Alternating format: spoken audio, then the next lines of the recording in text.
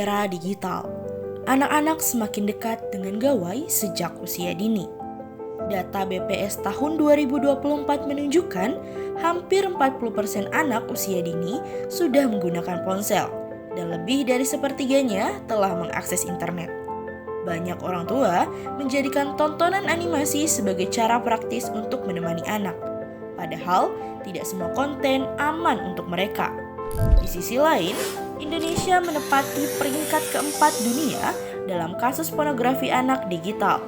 Tanpa pendampingan orang tua yang cukup, ancaman ini menjadi resiko serius bagi tumbuh kembang anak.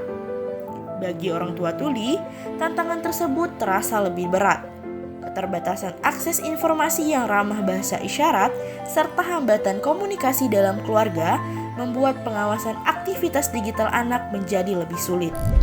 Karena itulah, penelitian ini berupaya memahami lebih dalam bagaimana keluarga tuli menjalankan digital parenting. Mulai dari tingkat literasi digital, pola komunikasi keluarga, kebutuhan mereka yang belum terfasilitasi, hingga dukungan dari komunitas dan lembaga yang berperan di sekitar mereka. Pendekatan menyeluruh inilah yang menjadi kebaharuan penelitian, menghubungkan kebutuhan nyata, konteks kehidupan sehari-hari, dan praktik pengasuhan keluarga tuli untuk membangun ekosistem digital yang lebih aman dan inklusif. Dari hasil data kuantitatif, terlihat adanya kesenjangan yang jelas.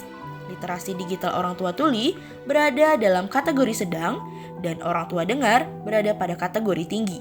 Begitupun pada aspek pengasuhan digital. Untuk mengetahui perbedaan antar kelompok, penelitian ini menggunakan uji Mann-Whitney. Hasil uji menunjukkan perbedaan signifikan dalam praktik digital parenting kedua kelompok tersebut. Uji regresi linier turut menunjukkan bahwa literasi digital memiliki pengaruh signifikan terhadap digital parenting. Temuan ini menegaskan bahwa peningkatan literasi digital sangat penting bagi orang tua tuli agar dapat mendampingi anak secara efektif di dunia digital. Dari sisi kualitatif, penelitian menunjukkan bahwa kesadaran orang tua tuli terhadap pentingnya pengasuhan digital sebenarnya sudah ada. Namun, penerapannya belum berjalan optimal. Praktik digital parenting yang dilakukan masih terbatas pada pembatasan waktu penggunaan gawai dan kuota internet, dan belum menyentuh aspek yang lebih penting seperti pemantauan nilai dan risiko pada konten digital yang diakses anak. Selain itu, orang tua tuli di Kalimantan Barat belum sepenuhnya memiliki kemampuan untuk mengenali konten beresiko. Banyak di antara mereka masih menganggap bahwa semua kartun dan permainan digital aman bagi anak.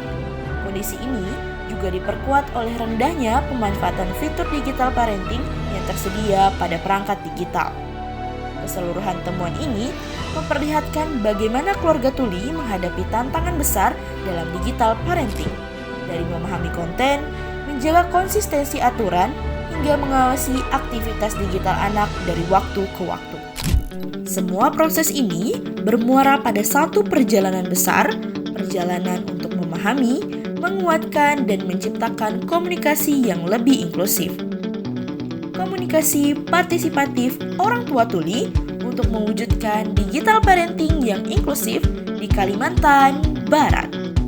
Sekarang, mari kita lihat lebih dekat bagaimana cerita di balik perjalanan menciptakan komunikasi inklusif ini bergerak.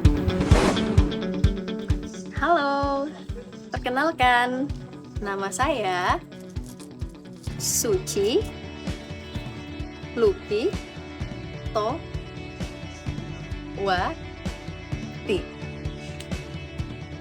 Panggilan saya Luki. Luki. Panggilan isyarat saya seperti ini.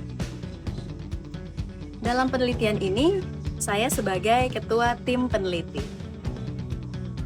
Assalamualaikum warahmatullahi wabarakatuh. Perkenalkan teman-teman, nama saya ANDI. Nama isyarat saya Andi. Halo, perkenalkan nama saya HILDA Hilda. Nama isyarat kayak gini. Perkenalkan, nama saya Roma. Nama isyarat saya Perkenalkan, nama saya Jo. Nama isyarat saya adalah Jojo. Perkenalkan, nama saya Arul, dengan panggilan isyarat saya seperti ini. Saya ketua dari Maktab Tuli Asami dan saya adalah mitra kerja untuk teman-teman peneliti. Pertama-tama saya ucapkan terima kasih kepada Kemendikbudristek atau Kementerian Pendidikan Tinggi, Sains dan Teknologi Republik Indonesia yang telah memberikan pendanaan kepada kami tim peneliti Universitas Tanjung Pura. Alhamdulillah kami menjadi salah satu tim peneliti yang lolos dalam hibah pendanaan riset penelitian fundamental reguler. Kemudian kami juga ingin mengucapkan terima kasih yang sedalam-dalamnya kepada LPPM Untan yang telah memberikan support berupa bimbingan dan arahan agar kami tim peneliti bisa mengikuti kegiatan penelitian ini, bimbingan dan pendampingan dari awal sampai akhir. Kemudian kami juga mengucapkan terima kasih yang sebesar-besarnya kepada Fakultas Ilmu Sosial dan Ilmu Politik yang telah memberikan dukungannya baik moral dan juga semangat untuk kami tim peneliti.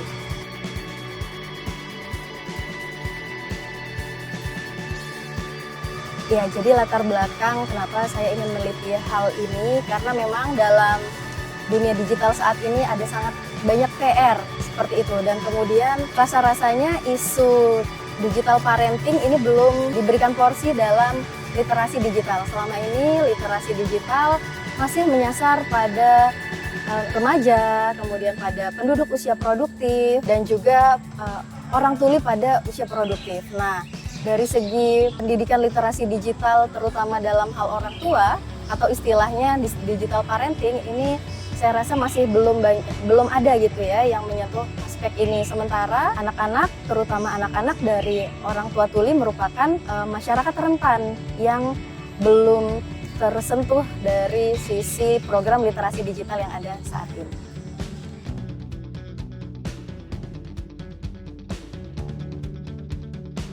Untuk memilih salah satu kisah yang menggugah sebenarnya agak sulit karena setiap orang tua itu punya cara terbaik untuk membesarkan anaknya meskipun mereka ada keterbatasan.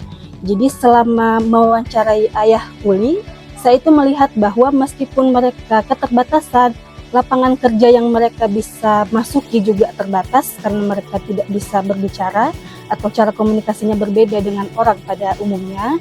Jadi ranah-ranah atau pekerjaan-pekerjaan yang mereka bisa lakukan itu adalah pekerjaan yang terbatas pada pekerjaan fisik, kayak misalnya tukang parkir, kuli, ataupun buruh. Nah, meskipun dalam keterbatasan tersebut, semua ayah tuli yang saya wawancarai itu selalu berusaha memberikan yang terbaik untuk anak-anaknya meskipun mereka ada keterbatasan. Mereka semua ketika ditanya apa harapan untuk anak, mereka itu tidak mengecilkan harapan untuk anak-anaknya. Mereka selalu membebaskan anaknya, berharap anaknya bisa mendapatkan pendidikan yang tinggi, mendapatkan pengalaman yang lebih baik dari mereka meskipun lahir dari orang tua yang tuli. Jadi itulah yang sangat menggugah perasaan saya di mana ayah-ayah tuli dalam keterbatasannya itu punya harapan yang tinggi. ketika mewawancarai seorang anak dari orang tua tuli, di mana dia sangat peduli terhadap kedua orang tuanya dan bercita-cita untuk membela hak-hak orang tuanya, termasuk dia kuliah di Fakultas Hukum dan bercita-cita untuk menjadi sarjana hukum karena melihat bagaimana orang-orang tuli itu hanya sedikit saja yang hak-hak mereka yang diperjuangkan, sehingga dia bercita-cita untuk menjadi sarjana hukum dan jadi pengacara dan akan membela hak-hak orang tuli. Saya pikir ini sebuah inspirasi ya yang harusnya menggugah hati kita semua bahwa orang tuli mempunyai hak yang sama dengan orang benar.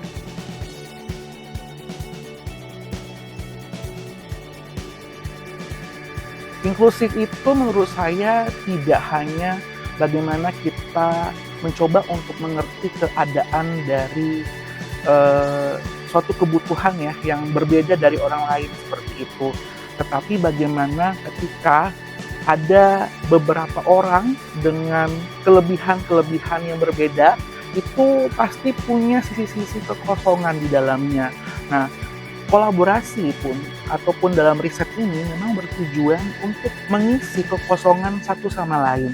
Nah, saya rasa inklusif itu adalah bagaimana ketika ada berbagai pihak dengan kekurangan masing-masing dapat saling mengisi, bekerja sama, berkolaborasi, sehingga terciptanya bagaimana suatu kerjasama yang baik yang dinamakan inklusivitas itu. Kita sebagai manusia, sesama manusia gitu ya, sebaiknya saling mengenal satu sama lain, karena inklusi itu tuh kan erat kaitannya sama bagaimana perbedaan kelompok. Tapi dengan mengenal inklusi itu kita bisa tahu bahwa sebenarnya perbedaan itu bukanlah benteng-benteng atau jarak-jarak yang memisahkan kita, tapi merupakan suatu lorong-lorong yang akan menyatukan kita. Jadi jika ditanya makna inklusi bagi siapa, adalah makna inklusi menurut saya adalah lorong-lorong tempat kita dari kelompok-kelompok yang berbeda saling silaturahmi, bersama-sama saling membantu untuk mewujudkan ya kenyamanan yang ada di dunia ini.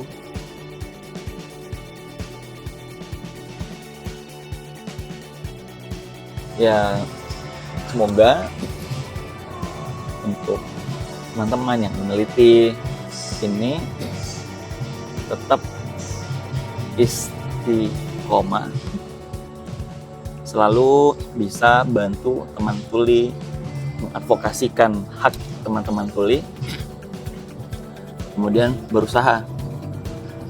Kalau ada yang kurang dari ilmu teman tuli, kita harus bantu. Dan kalau bisa semuanya sudah bisa berbahasa isyarat, sehingga kalau ada penelitian lagi atau berkomunikasi langsung ketemu dengan teman tuli, komunikasi sudah bisa lancar. Jadi ya banyak belajar dari pengalaman kemarin untuk peneliti selanjutnya bisa lebih simak lagi.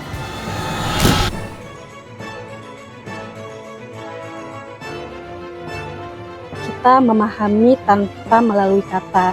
Inklusi Harusnya berkelanjutan. Roller coaster.